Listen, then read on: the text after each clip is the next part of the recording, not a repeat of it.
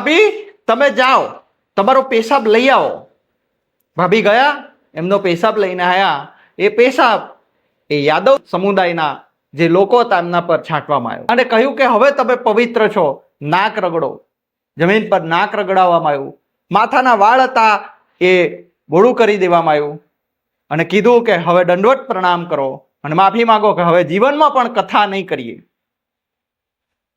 અમે બ્રાહ્મણ છીએ, બ્રાહ્મણો જ કથા કરી શકે, બીજા કોઈ ભગવાનનું નામ લઈ ના શકે. બ્રાહ્મણો સિવાય બીજું ભગવાનને નામ લેવાનો કોઈને અધિકાર નથી. હિન્દુ છો તો કથા સાંભળવી પડશે, કથા કરવાની છે નહીં. હિન્દુ છો તો અમે કહીશું એમ ચાલવું પડશે. આ વાત છે ઉત્તર પ્રદેશની મિત્રો, જ્યાં એક એવી ઘટના બની કે યાદવ સમુદાયના લોકોને થયું કે ચલો ભગવાન કૃષ્ણ તો આપણા છે, આપણે એમના વંશના છીએ, આપણા દાદા કહેવાય, પરદાદાના દાદાના દાદાના, તો ચલો આપણે આપણા ભગવાનનું નામ લોકો સુધી પહોંચાડીએ. એમ કરીને યાદવ સમુદાયના જે યુવાનો હતા એ લોકો કથા કરવા ગયા હશે. લોકોએ પૂછ્યું તમે કોણ જાત હો ભાઈ, કઈ જાતિના છો? એમણે કીધું યાદવ છીએ. ગર્વથી કીધું, કેમ કે ભગવાન કૃષ્ણના વંશજ કહેવાય. અચ્છા, તો કથા કરવા આવી ગયા. અને પછી એમના પર બ્રાહ્મણ મહિલાનું આ પેશાબ છે છાંટવામાં આવ્યું અને કહેવામાં આવ્યું કે ભાઈ તમે હવે પવિત્ર છો, પણ માફી માંગીને જઈ શકો છો. માથાના વાળ ઉડાવી દીધા. ધર્મ પૂછા જાતિ નહીં વાળો નારો જે આ કુદાકૂદ કરીને જે લોકો પહેલગામનો જે આતંકવાદી હુમલો થયો હતો ત્યારે જે બોલી રહ્યા હતા એ નોટંકીબાજ પાખંડીઓ ક્યાં છે? એ સવાલ હવે દેશ પૂછી રહ્યો છે. આ દેશવાસીઓ હોય જ ના શકે. આવી જે ઘટનાઓને અંજામ આપે છે ને, આ જાતિવાદી ઘટનાઓને, એ લોકો ભારતીય છે જ નહીં. ભારત દેશમાં રહેવાનો એમને કોઈ અધિકાર નથી, કેમ કે એ લોકો ભારતના નાગરિકો પ્રત્યે ભાઈચારાની ભાવના રાખતા નથી. એ પોતે જ ભારતીય છે નહીં એવું માની બેઠા છે. ભારતમાં રહેતો વ્યક્તિ ભારતીય છે એમ એ લોકો ભારતમાં રહે છે ખરા, પણ પોતાને ભારતીય માનતા નથી. એટલે બીજા ભારતીય સાથે આવો કહેવાય ને એકદમ અપમાનજનક વ્યવહાર કરતા હોય છે. અમે ઊંચા, અમે મહાન, ઉચ્ચ કુળમાં પેદા થયેલા, આવી વાતોમાં માનનારા લોકો ભારતીય હોય જ ના શકે. અને આ દૂષણ જે મિત્રો છે એ નોકરીઓ કરતા કહેવાય ને ઊંચા ઊંચા હોદ્દા લીધેલા પ્રોફેસર્સ બનેલા લોકોમાં પણ છે. I am class 1, you are class 2, you are class 3, you are class 4. એમના મનમાં પણ ભણતરની જગ્યા કચરો ભરેલો છે. ભારતીયતાની વાત તો બહુ દૂર છે. એટલે કહું છું કે આ લોકો ભારતીય નથી, એમને કાઢો, દેશમાંથી કાઢી મૂકો, એને બહાર કાઢો. દેશમાં ગંધ મચાવી દીધી છે આ લોકોએ. દેવાસ મધ્યપ્રદેશનો એક વિસ્તાર છે, ત્યાં એક નવું પરણેલું દંપતી જોડું મંદિરમાં આશીર્વાદ લેવા જાય છે. એક વ્યક્તિ અટકાવે છે, વિડીયો છે. થોડા દિવસ પહેલાની ઘટના છે. ઓડિશામાં 2 એસસી સમુદાયના યુવાનોને મોઢામાં ઘાસ લેવડાયું, આમ જે રીતે પશુ હોય એ રીતે, અને કીધું કે હવે તમે ચાલો. ઘૂંટણીએ 4 પગે ચલાવડાયા, ગટરનું પાણી પીવડાવ્યું. આ દેશ છે આપણો, આ ભારત દેશ છે. એક હિન્દુ ભાઈ બીજા હિન્દુ સાથે આવો વ્યવહાર કરી રહ્યો છે, ત્યારે આપણે કયા મોઢે કહી શકીએ હિન્દુ એકતાની વાતો કરનારા ક્યાં છે? એ સવાલ હવે દેશ પૂછી રહ્યો છે. એક હિન્દુ પોતાને મહાન માની રહ્યો છે, વિશેષ માની રહ્યો છે, બીજા હિન્દુને કચડી રહ્યો છે. આ દેશ ભાવના નથી. ભારતનું સંવિધાન જે છે એ દરેક નાગરિકને સમાન બનાવે છે. તમે બધા ભારતીય એક, એ ભાવના આપે છે. એની સામે આ કયા લોકો, આ કયા ષડયંત્રકારી લોકો રોજ આવી ઘટનાઓને અંજામ આપી રહ્યા છે? અને આ તમાશો સત્તા જે છે એ ચૂપચાપ જોઈ રહી છે. કેમ એના પર એક્શન લેવામાં નથી આવતું? આવા લોકોને કેમ કડક સજાઓ કરવામાં નથી આવતી? આ એક એવો ખેલ થઈ ગયો કે બ્રાહ્મણો જ કથા કરી શકે, કેમ કોઈ બીજા સમાજનો વ્યક્તિ કથા ના કરી શકે? શું કથા સાંભળવાની? તમે યાદવ છો તો કથા સાંભળી શકો, કથા કરી ના શકો. ભગવાનનું નામ લેવા માટેના પણ નિયમો આ કયા લોકો બનાવી રહ્યા છે? એ લોકોને સવાલ કરવો જોઈએ. તમે કહેશો કે કથાકાર લોકો આવું બધું ઉપજાવી કાઢે છે અને પોતાની રીતે આ બધી ફેલાવે છે. હકીકતમાં ધર્મ તો બધાને આમ આપે છે તેમ, તો કેમ વિરોધ કરતા નથી કથાકારોનો? ઘણા અભણ લોકો કથાકાર બની જાય છે. પેલું એક છોકરું હમણાં જાડિયું પાડ્યું છોકરું કથાવાચક બની બેઠું હતું. ધંધો બનાવી દીધો છે એમ કહીએ તો ચાલે કથાને. ચાલો સ્વીકારીએ. પણ ભણેલા ગણેલા આખા દેશની સૌથી મોટી ન્યૂઝ ચેનલ ચલાવતા આજ તકના પત્રકાર પણ આવા અભણ અને ઠોઠ હોય, એક નંબરના ઘંટડીબાજ હોઈ શકે? તમે નહીં માનો, આજ તક ચેનલ તો તમે બહુ વિશ્વાસથી ભરોસાથી જુઓ છો. હું કહું જોવાનું બંધ કરી દો. આજ તક ન્યૂઝ ચેનલ એક નંબરની ઘંટડીબાજ અને બોગસ ચેનલ છે, જે દેશના લોકોના મગજમાં કચરો ભરવાનું કામ કરે છે. કે તમે જુઓ કે એમને એક પત્રકાર જે પેલી નોટમાં 2000ની નોટમાં ચીપ છે એમ કહેતી હતી ને, હા બસ એ જ પત્રકાર બેન એમ કહે છે કે જો એક તરફ પ્લેનનો જે વિમાન છે એ વિમાનનો હાદસો થયો છે, કેટલા બધા લોકોએ જીવ ગુમાવ્યો છે, એમના પરિવાર રડી રહ્યા છે, કકળી રહ્યા છે. એવા સમયે આ મેડમ તમાશો કરી રહી છે, ન્યૂઝમાં બતાવી રહી છે કે જુઓ ભગવદ્ ગીતા જે છે એ સળગી શકી નથી, ચમત્કાર થઈ ગયો. લોકોના મનમાં કેવું ડાયવર્ટ કરી રહી છે આખા મુદ્દાને.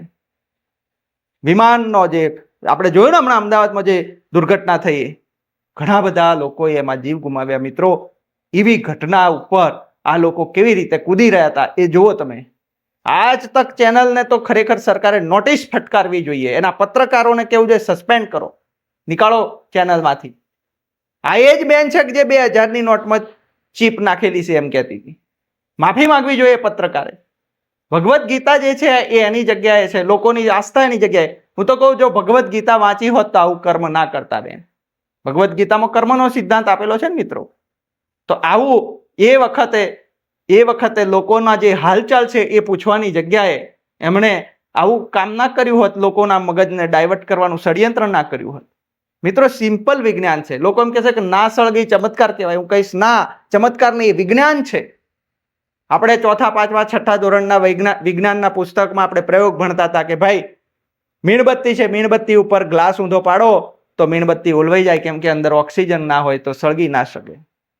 અગ્નિને સળગવા માટે ઓક્સિજન જોઈએ મિત્રો. આ સાધારણ વિજ્ઞાન છે, બિલકુલ સાદું. આટલું સિમ્પલ વિજ્ઞાન પુસ્તક પર પણ કામ કરે છે કે કોઈ પણ પુસ્તક હોય એ પુસ્તકની જે આ પાના છે, પાનાની અંદર હવા જતી નથી મિત્રો. જો તમને બતાવું, આ પાના છે એ પાછા ફિટ થઈ ગયા, લોક થઈ ગયા, અંદર હવા જતી નથી. તો હવા નહીં જાય તો અહીંયા સળગશે તો સળગશે નહીં. પુસ્તક સળગાવી શકાય નહીં, એને સળગાવવા માટે હલાવવું પડે, આમ કરો ત્યારે સળગે. આ પુસ્તકના જે પાના છે એ પાનામાં કોઈ પણ ગ્રંથ હોય, કંઈ પણ હોય, જો એને સળગાવવાનું જો એમ છોડી દો તો એ ધીમે ધીમે ધીમે ધીમે એની ધુમાડો થઈને કેટલાય સમય સુધી સળગી શકે, કેમ કે ઓક્સિજન મળે ને જલ્દી સળગે ના. એ જ વસ્તુ ત્યાં બની હતી. આટલી મોટી પત્રકાર ન્યૂઝ ચેનલની લોકોને ગેરમાર્ગે દોરવવા મંડી પડી હતી આજ તક ન્યૂઝ ચેનલની પત્રકાર. હવે આપણે એમ કહીએ કે આવી કેટલી ઘટનાઓ બની રહી છે. યાદવો સાથે, ઓબીસી એસટી એસસી સમુદાય સાથે કેટલાય લોકો આ રીતે જાતિવાદ કરીને એમને પજવણી કરી રહ્યા છે. આ દેશની 80% વસ્તી ઓબીસી એસટી એસસી છે. જીપીએસસીની જે ઇન્ટરવ્યુ પ્રથા છે એમાં પણ આ જ હાલત છે.